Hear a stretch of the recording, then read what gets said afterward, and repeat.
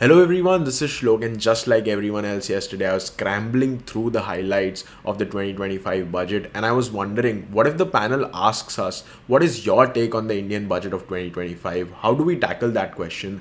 That is something that we are going to be looking at in this video, so let's get into it. So how do we go about addressing such a vast topic while also understanding that we need to not only recall important facts, but also impress the panel with our clarity of thought? And for that, I have a particular framework. The framework involves dealing with our vast topic and divide it into different chunks. For example, if we have the budget of 2025, we have to divide it into chunks such as what are the key policies, then we have to look at what are the overall pros of the budget, what are the overall cons, and finally you can go on and give out your own opinion or your own take on the budget. With that said, this shows the panel that you are able to divide a very big problem into chunks, address these chunks one by one, and then you can arrive at the right solution. So with that said, now let's look at each one of these packets one by one. Let's talk about some of the key policies that the government has enacted through the budget of 2025, and the first and the most important is what we've heard time and again from yesterday onwards, is the fact that 12 lakhs is the new limit or the new threshold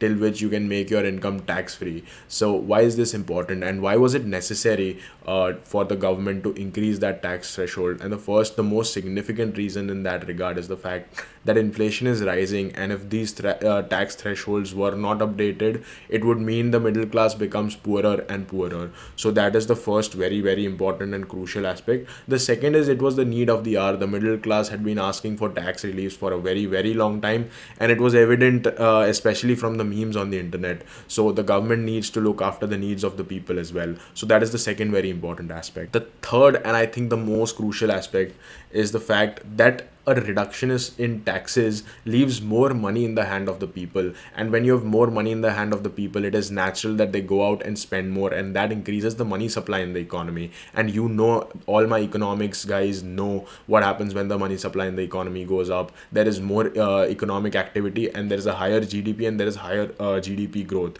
So that, I think, is the most important aspect or the most important idea behind this new whole tax phenomenon that has happened. And while we are on the topic of taxation, I want to talk about the standard deduction, which a lot of people have talked about, which essentially means that your tax-free income is not actually 12 lakhs, but it is 12.75 lakhs. And why is this 12.75 lakhs is something I want to talk about. So 75,000 is the standard deduction, and a lot of people have talked about this, but no one really explained what a standard deduction is. Standard deduction is a straight up sort of a discount. It reduces your income by 75,000. So essentially, if you say that your income is 12 lakh 75,000, after the tax deduction, your income effectively becomes, or your taxable income effectively becomes 12 lakhs. So that is how that 12 lakh figure has now been extrapolated to 12 lakh 75,000. The next important aspect I want to highlight is government's AI first policies, and the first one in that regard are centers of excellence, which have a 500 crore capital outlay, and the second is that of setting up 30 skill centers for robotics and AI. So this goes to show what kind of importance government gives to the new age sectors, and they feel that they are super important, highly imperative for the Indian economy. And the third is that I want to talk about DeepSeek and how it has been a warning call for all the big nations of the world that they should have their own sovereign AI. So I just want to digress a bit and talk about the fact that when DeepSeek is asked controversial questions about China, it either refrains from answering or it answers such that it is in the favor of China. So this goes to show that we need, or India needs, its own LLM that can present our side of the narrative. So this step is a very welcome move in that particular direction. The third very crucial aspect that we should know about is that this still remains a budget of financial prudence. And what is financial prudence? Prudence is being prudent. Prudent is being someone that is careful and conservative, and someone that seeks to limit your expenses and maximize your revenues. So this budget is going in that direction, which is a great thing.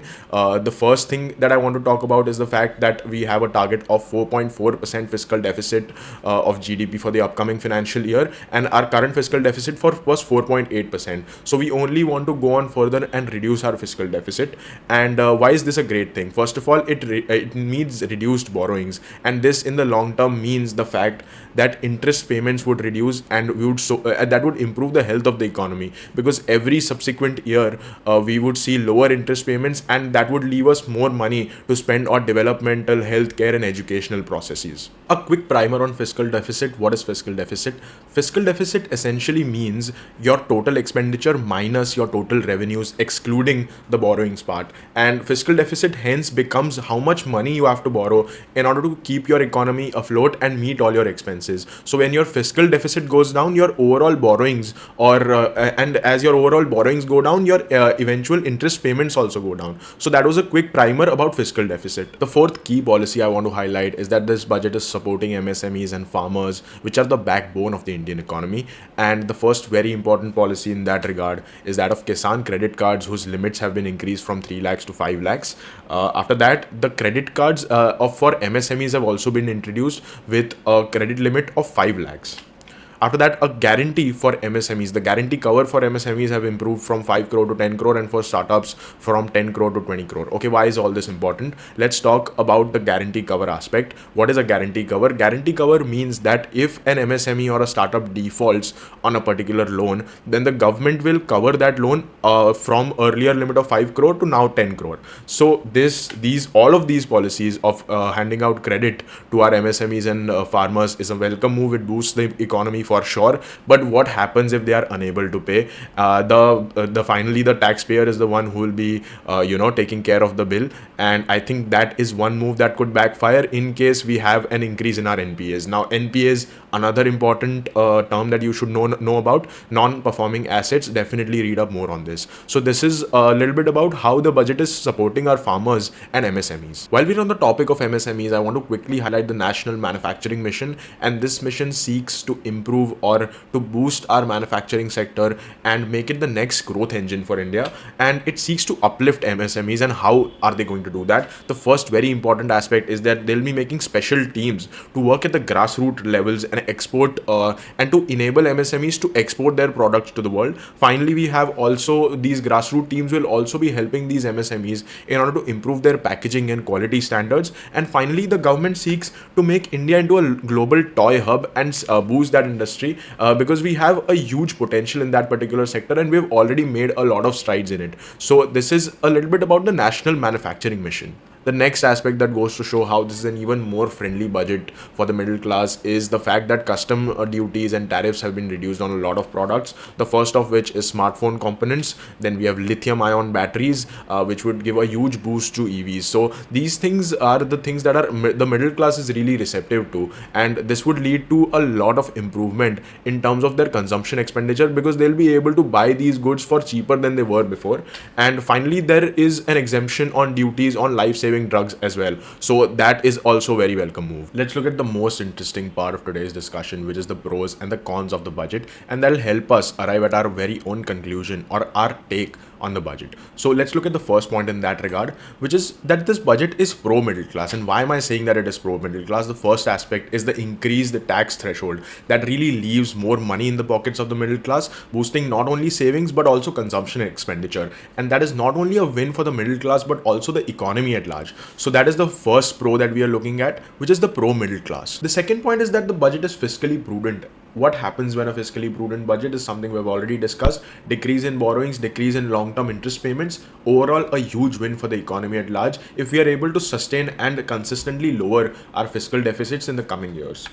Next is growth oriented. We've already talked about how this budget is pro AI, pro MSMEs, pro farmers. So that is a great thing. It is growth oriented. It is looking at the long-term economic growth of the economy, and it also has some solid plans in order to get to the 2047 goal of Viksit Bharat, which is something that was mentioned several times during the budget speech. Let's look at the more difficult part of addressing the cons of the budget 2025. And the first one that a lot of opposition leaders have alleged is the fact that this is a populist budget. Now, what is a populist budget? budget. It is a budget that seeks to please the public in order to win elections, and we all know that the Delhi and the Bihar elections are coming up this year. So with that regard, that is what the opposition leaders are saying. So in this, I have a little bit of an opinion that last year, when the Lok Sabha elections were there, even then in the interim budget, the government did not come up with any radical freebies or anything to please the public in order to win elections. So it doesn't make a lot of sense that this is a populist budget. But at the same time, there have been a lot of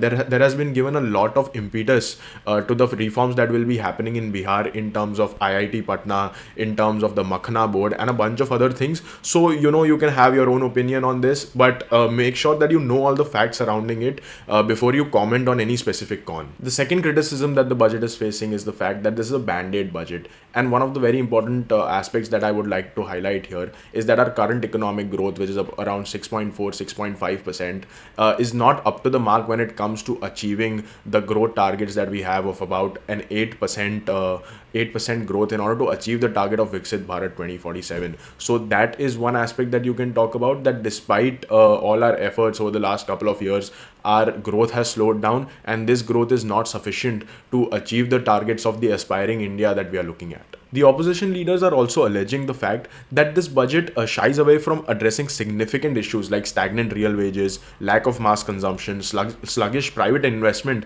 and a complicated GST system. So these are some of the things that you can mention, that these are the few opinions that are out there on the budget, and you may or may not align with that, but make sure you have solid concrete facts whenever you take particular sides. Coming on to the third and the most important challenge that we are facing surrounding the budget of 20 or 25 is the fact that there are implementation uncertainties. One of the most crucial ones that I've mentioned is the fact that we do not know how the increased credit outlay would be utilized by the MSME and the farming sector, because it might lead to an increase in NPAs, and the taxpayer would have to foot the bill. So that is a little bit of a gray area when it comes to the implementation of a lot of policies, and even how we'll have to see how our investments in AI play out. So there are a bunch of implementation uncertainties surrounding a lot of policies that the budget 2025 has come up with. Finally, how do we address the question that what is our overall take or overall opinion on the budget of 2025? And I have some key points that I want you to take care of. The first very important aspect is I want you to be objective and very, very balanced in your approach, and you should not look too aligned with any one particular political ideology. You should acknowledge the good as well as the bad of any particular policy. You should focus on the data and the facts and the statistics. Some of the statistics that I've mentioned, it is very important for you to remember some of these, because it is important to back your answers with data. The third important aspect is that use a neutral tone, and finally include multiple perspectives on the same issue in order to show nuance in the discussion. So if someone were to ask me what is my take on the 2025 budget, and I had to answer under 60 seconds, I would highlight the fact that this is a fiscally prudent budget, and it has a lot of policies that focus on emerging technology as well as encouraging entrepreneurship. In addition to that, it also provides relief to a key segment of the population. However, there are certain downsides, such as a lack of focus on direct job creation and a lack of focus on climate action. In addition to that, the budget is also foiled by implementation uncertainties. But on the whole, with successful implementation, these policies have the potential of improving living standards, making it a right step for the growth of the country. So that's a little bit about my take on the budget 2025. Finally, I want to highlight that I have by no means covered all the important policies of the 2025 budget. I've only taken up a few that I thought were important in order to give an opinion. So that's a little bit from my side. I hope you learned a little bit from this video, and I'm looking forward to hear your comments on this, especially if there are some other policies that you thought were very relevant to the MBA community. Please text them down below. In addition to that, if you have some new content ideas, I'd love to hear them out. With that said, that's a little bit from my side. Thank you so much, and stay tuned.